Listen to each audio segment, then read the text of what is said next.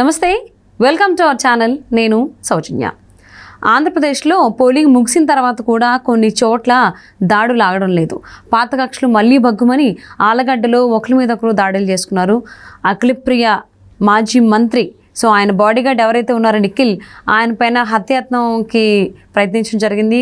ఆయన పరిస్థితి ఇప్పుడు విషమంగా ఉంది అని అంటున్నారు.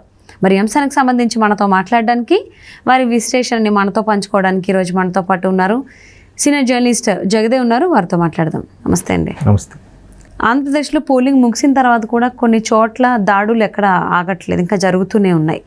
సో అందులో భాగంగానే ఆళ్ళగడ్డలో భూమా అఖిలప్రియ బాడీగార్డ్ నిఖిల్ పైన హత్యాయత్నం జరిగింది. సో ఆయన పరిస్థితి ఇప్పుడు విషమంగా ఉంది అంటున్నారు. అంటే పోలింగ్ అయ్యేంత వరకు సైలెంట్గా ఉండి, అంటే కొన్ని చోట్ల జరిగాయి కొన్ని దాడులు. ఇప్పుడు పోలింగ్ అయిపోయిన తర్వాత కూడా ఇలా ఒకరి మీద ఒకరు దాడులు దిగడం అనేది ఎంతవరకు కరెక్ట్ అంటారు? ఇప్పుడు ఎలా చూడాలి ఈ అంశాన్ని? వాస్తవానికి వర్గ విభేదాలు అయితే ప్రతి చోట ఉంటాయి కూడా. అంటే ఇక్కడ మనం చూస్తున్న భూమా అఖిలప్రియకి సంబంధించి మాత్రం వేరే ఉంది. మీరు రాష్ట్ర వ్యాప్తంగా ఎస్పెషల్లీ పలు చోట్ల ఎక్కడైతే గొడవలు జరిగిన కారంచేడు కానీ, పల్నాడు ప్రాంతము, అలాగే రాయలసీమలో కొన్ని ప్రాంతాలు, వీటికి గొడవలకు మాత్రం రెండు రకాల కారణాలు ఉన్నాయి. ఒకటి, 5 ఏళ్ళుగా ప్రభుత్వం నడిపించినారు, మాకు అసలు ఏ అవకాశం ఇవ్వలేదు, ఇప్పుడు రండిరా మీ పని చెప్తామని ప్రత్యర్థులు అలాగే ఉన్నారు. అరే మేమేరా నెక్స్ట్, మేము 5 ఏళ్ళు ఉన్నాం, 5 ఏళ్ళు మేము ఉన్నప్పుడు మా ఎదురుకు మీరు తలదించుకొని నడిచారు కదా, ఇప్పుడు ఏంటి తలెగరేస్తున్నారు అని చెప్పి ఈగోతో వీళ్ళు గొడవలకు వెళ్ళే పరిస్థితి కూడా ఉన్నారు. దానివల్ల మధ్యలో సామాన్యులు పోలీసులు నలిగిపోతున్నారు. నిన్న పోలీసుల తల్ల కూడా పగిలేవి వీళ్ళు కొట్టాట్లో మధ్యలో ఎంటర్ అవ్వడం, అంటే ఆపే ప్రయత్నం చేయడం వల్ల.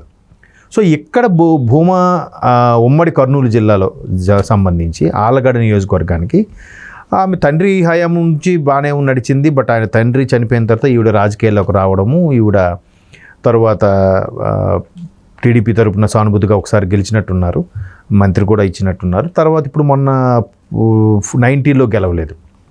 సో ఇప్పుడు మళ్ళీ 24 కూడా ఆవిడే కంటెస్ట్ చేసినట్టున్నారు. అయితే తండ్రి గారి దగ్గర ఎవరైతే అనుచరులుగా ఉన్నారో, ఎవరైతే అత్యంత నమ్మకస్తులుగా కానీ బినామీ పేర్లతో ఉన్నారో, వాళ్ళందరూ కూడా కూతురు హయాం దగ్గరకు వచ్చేసరికి వాళ్ళే కంటిన్యూ అవుతుంటారు జనరల్గా.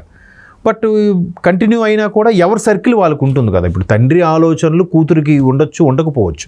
ఈవిడ ఈ నెక్స్ట్ జనరేషన్ కాబట్టి వేరేలాగా ఉండొచ్చు ఈవిడ థాట్ ప్రాసెస్. బట్ ఆయనకి చేదోడు వాదోడుగా ఉన్న వ్యక్తులు ఈవిడికి కూడా ఉండాలని ప్రయత్నించినప్పుడు ఈవిడు తెలుసో తెలియకో కొంచెం దూరం పెడతారు కదా. ఈవిడికి నచ్చిన వాళ్ళకి, లేకపోతే ఈవిడ మెంటాలిటీకి సూట్ అయ్యే వాళ్ళని ఈవిడ పెట్టుకోవాలని చూస్తుంది, అనుచరులుగా కానీ లేదా సపోర్టర్స్గా కానీ, పిఏగా కానీ వాళ్ళే. సో అయితే వాళ్ళ ఫాదర్ హయాంలో ఉన్న ఏవి సుబ్బారెడ్డి గారు ఉండడం, ఆయన అనుచరుడు బాగా నమ్మకస్తులుగా ఉండడం, చాలా చక్కగా ఉండడం, అన్ని విషయాలు చూడడం, ఈవిడ కూడా చిన్నప్పటి నుంచి ఆయన చూడడం, అన్ని చనువున్న వ్యక్తే. బట్ కానీ ఇప్పుడు ఈవిడ దూరం పెట్టిందనే ఉద్దేశంతో ఆయనే చేయించారనే వార్తలు కూడా కొన్ని వస్తున్నాయి. అది మేబీ ప్రత్యర్థి పార్టీ వాళ్ళు, వైసీపీ వాళ్ళు అలా పుట్టించారా, లేదా నిజంగా ఆయనే దాడి చేయించారనే బలమైన సాక్ష్యాలు ఉన్నాయన్నది తెలియదు. ఇది ఆ నోట ఈ నోట వినిపిస్తున్న కథనం మాత్రమే, కానీ ఎంతవరకు వాస్తవం అనేది తెలియదు. బట్ మోరోవర్ ఫాదర్కి అత్యంత అనుయాయుడిగా ఉన్న వ్యక్తి బిడ్డ హయాంలోకి వచ్చేసరికి అలా ఎదురు తిరుగుతారు. సరే నన్ను లెక్క చేయకుండా అమ్మాయి వేరే వాళ్ళని అపాయింట్ చేసి పెట్టుకొని వాళ్ళతో నడిపిస్తుంది అని ఫీల్ అయ్యే పరిస్థితులు రావు. వాళ్ళు నెక్స్ట్ జనరేషన్ ఖచ్చితంగా వచ్చేస్తారు కదా. ఇప్పుడు ఎవరైతే పెద్ద సీనియర్లకి ఫేవర్గా ఉంటారో, అనుచరులుగా ఉంటారో, వాళ్ళ పిల్లల దగ్గరికి వచ్చేసరికి వాళ్ళు నెక్స్ట్ జనరేషన్ వారు ఉంటారు ఆ ఏజ్ తగ్గట్టుగా. ఎందుకంటే థాట్ ప్రాసెస్ చేంజ్ అయిపోద్ది. ఇప్పుడు 5 ఏళ్ళు ఏజ్లో గ్యాప్ ఉంటేనే జనరేషన్ థింకింగ్ మారిపోతుంది అంటారు. అలాంటిది అక్కడ తండ్రి వయసులో ఉన్న వ్యక్తి ఇక్కడ మళ్ళీ బిడ్డకి కూడా చేదోడు వాదోడుగా ఉండాలనుకున్నప్పుడు ఈమెకి నచ్చలేదు, ఈమెకి నచ్చినది చేరదీసి పెట్టుకుంటుంది. అలాంటప్పుడు ఆయన కూడా సరేలే సైడ్ అయిపోవచ్చు. కానీ చాలా వరకు బినామీగా పెట్టారు కాబట్టి ఆ బినామీగా ఉన్న ఆస్తులు పూర్తి స్థాయిలో ఇవ్వట్లేదు కాబట్టి ఆవిడ చెక్ పెట్టింది అనేది స్థానికుల కథనం. ఎంతవరకు వాస్తవం అనేది తెలియదు. ఇవాళ రేపు పెద్ద వాళ్ళ ఇష్యూస్లో ఎలా ఉంటున్నాయంటే ప్రతిదీ కూడా బినామీల వల్లే ఇష్యూస్ వస్తున్నాయని కూడా వార్తలు ఉన్నాయి. అంటే ఎవరిని నమ్మాలి, ఎవరిని నమ్మకూడదు, ఆప్షన్ లేదు. ఒకవేళ వాళ్ళ పేరు మీద ఎంత ఆస్తి పెట్టుకుంటే ఒక ప్రాబ్లం, ట్యాక్సులు కట్టాలి, రైడ్స్ అవుతాయి, చాలా ఇబ్బందులు వస్తాయి. లేదా బందిపోట్లు రైడ్ చేయొచ్చు, లేదా ఇంకెవరైనా రైడ్ చేయొచ్చు. అలా కాకుండా పోనీ వేరే నమ్మకస్తులు ఇద్దామనంటే సొంత వాళ్ళు కూడా బినామీగా పెట్టుకున్న వెన్నుపోటు పొడిచే రోజుల్లో ఎవరు నమ్ముతారు? ఎవరినో నమ్మాలి, ఆప్షన్ లేదు. మేబీ ఆయన నమ్మాడేమో ఈ ఏవి సుబ్బారెడ్డి గారిని.